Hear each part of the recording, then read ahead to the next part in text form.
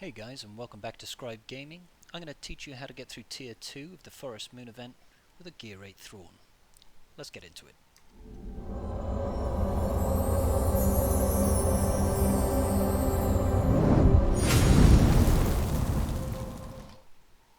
So as I said, Gear VIII Thrawn. You can see here, he's pretty squishy.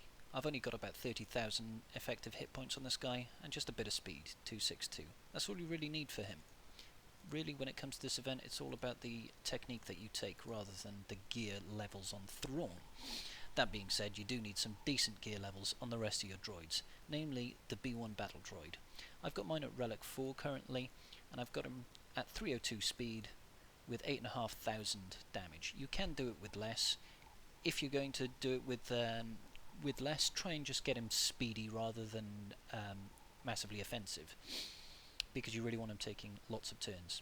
Alongside the B1 battle droid, we're going to be taking BB-8. Mine's at Relic 1, 292 speed, nothing too crazy there. Super battle droid, there's no real specific way to gear him, just try and give him a lot of health and protection. And Magna Guard, again, you want him being as tanky as you can get him. Speed really doesn't matter, just try to make sure that he can take a hit or two. So let's get into the event. Make sure that our lineup is correct. That's the one we want to go for. You can do this with Droideka instead of BB-8, but I find BB-8 is far more reliable.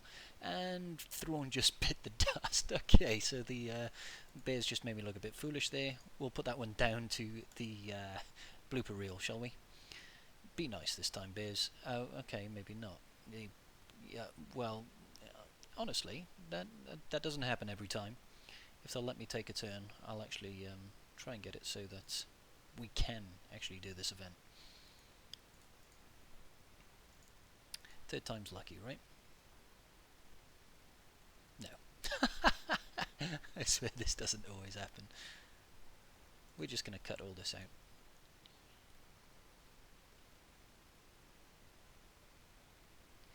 Okay, very good. Doesn't matter if they hit him. Counterattack. Here we go. Okay, so the nuts and bolts of this event, really what we're looking to do is we're looking to get as many stacks of Droid Battalion on B1 as we possibly can.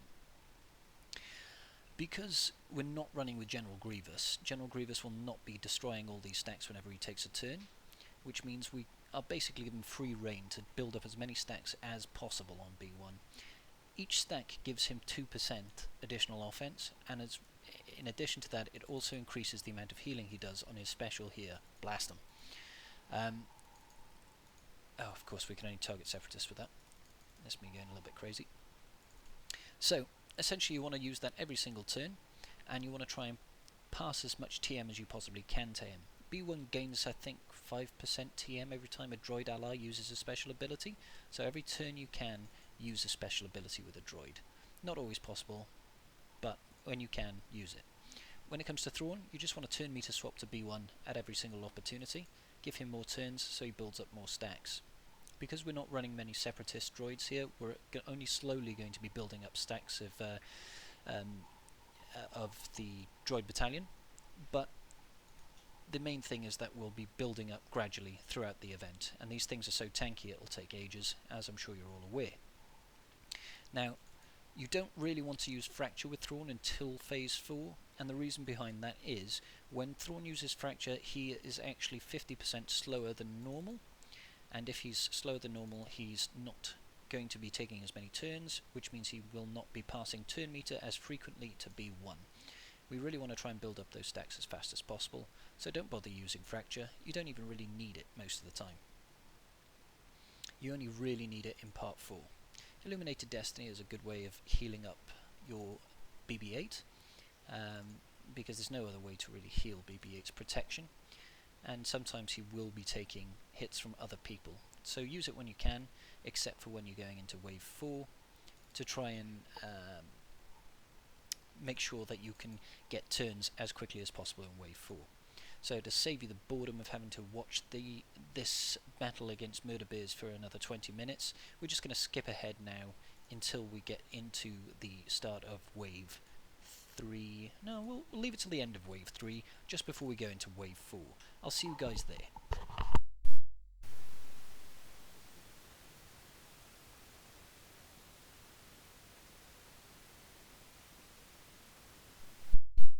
coming up to the end of Wave 3 here. What we want to try and do is make sure that we go into the next wave with as much turn meter as possible on all of our characters. If you can't get anybody else up there high, you really want to make sure that your BB-8 has basically got a turn with Illuminated Destiny. You also need to make sure that all your abilities are off their cooldowns, particularly Fracture. You need Fracture off its cooldown, and B2's second ability here that clears all the buffs. The reason for that is you're going to be looking to Fracture T-Bow as soon as the event starts to stop him taking a turn, because he does hit like a meteorite and he will kill anything he touches. B2, you need to have his ability off cooldown to make sure you can clear out any stealth that gets passed around by the Elders.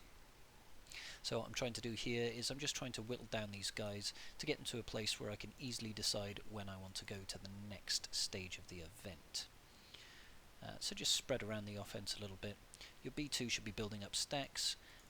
Don't worry if you don't have as much offense on your B2 as mine.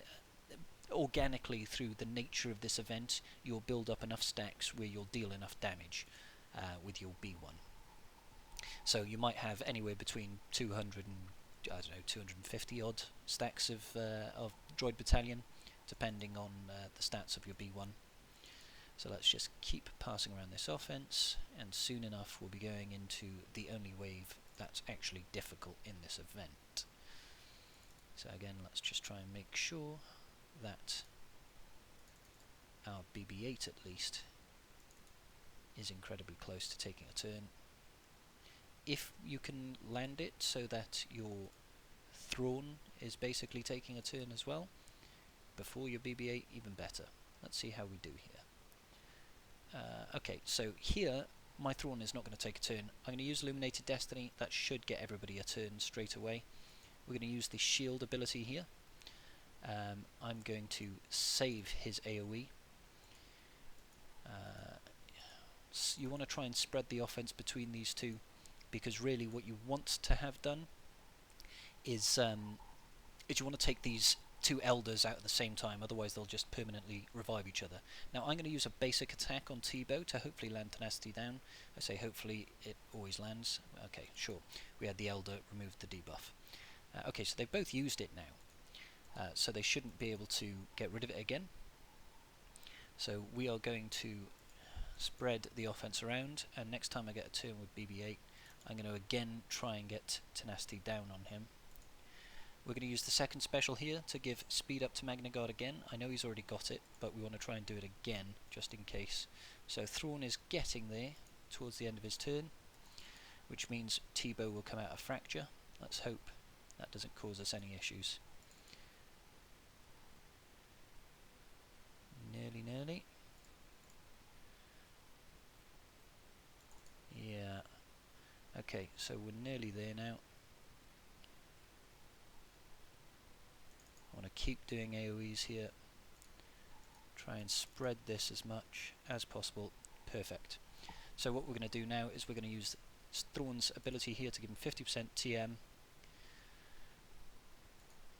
Use this wiggle. The one hit nearly kills him. He's got Tenacity down now, so we're saving it for Stunning Strike. Hopefully we'll land the stun. That's unfortunate.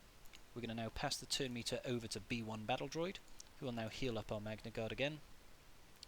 And we should be able to Fracture T-Bow.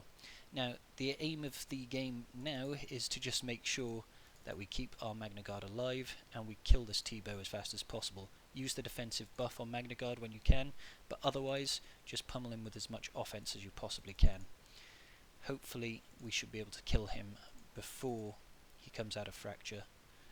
Doesn't look like that's going to be the case this time, but hopefully he won't take enough turns to two-shot Magna. Okay, so we're going to play it safe here. We're going to use another Illuminated Destiny. Pass the turn meter over. And there we go. That's the difficult wave of this entire event. So all you really need to do at this point is just make sure that you keep your Magna Guard taunting at all times. Whenever he uses an ability, he will taunt. So again, we're going to skip through to the end of the event so you don't have to watch this incredibly dull slog fest, but from here it should be a cakewalk. I will see you in the last wave.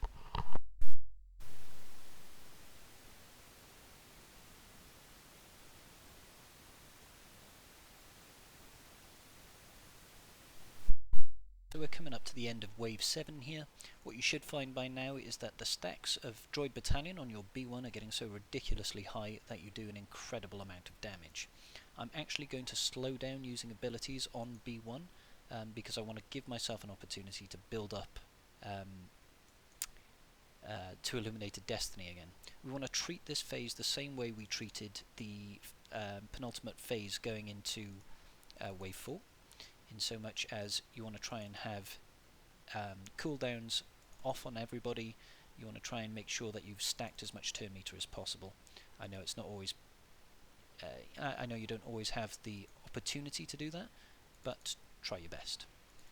So here we are, I'm trying to delay as much as I possibly can to make sure that I've got Illuminated Destiny up going into the last wave. Okay, so we've got it here, so let's just try and make sure as much as we possibly can that we've got a lot of turn meter on BB-8. He seems to be going too fast for his own good at the moment though. Okay, that's fine. That's fine. Okay, so this should be it. Now the last wave is tricky, but not as tricky as Wave 4. So what I like to do personally is I like to you need to take out Elder first because he will revive everybody otherwise, but at the same time you do need to make sure that you fracture Paplu, because Paplu will A, dispel taunts, and B, he will also strip buffs. You don't have to worry about Logray as much, and that's because the stacks of B1 Droid Battalion that you've been gathering has given you almost infinite tenacity. So do what you can to try and focus down Elder first of all, and also keep Paplu controlled.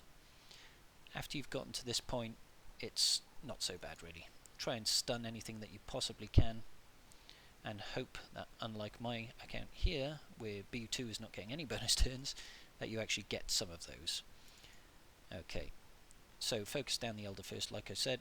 If you kill him, if you kill Elder in this scenario, he will revive everybody else that's died, which is annoying, which is why you want to try and kill him straight away. Now, I may well lose my Thrawn, but I'm not too concerned, because at this point you don't really need the fracture so much as it's a nice to have. It looks like we should be okay. So after I've taken down Elder, I like to focus down Logray, because Logray does have that daze, and whilst you shouldn't receive the debuff, any debuff has a base 15% chance of hitting you anyway. See how much damage that B1 is now doing. He's just completely tearing through everything at the moment. So let's get another AoE off, watch these bears die. Okay, great. So now I just want to get rid of Paplu. Actually, I'm just going to focus down Chief Chirper because he's basically dead at this point. Strip the buffs, and that is basically all she wrote. That is how you beat Tier 2 of Forest Moon with a Gear VIII Thrawn. You know, completely possible. I will say there is an element of RNG. Don't expect to be able to go in and do it first time, but you know, within 2 or 3 attempts you should be able to nail it, as long as you take the right approach towards how you're supposed to fight each wave. Try and make sure that you go in with as much turn meter as possible, and just make sure that Magna is constantly taunting. I hope this was useful to some of you.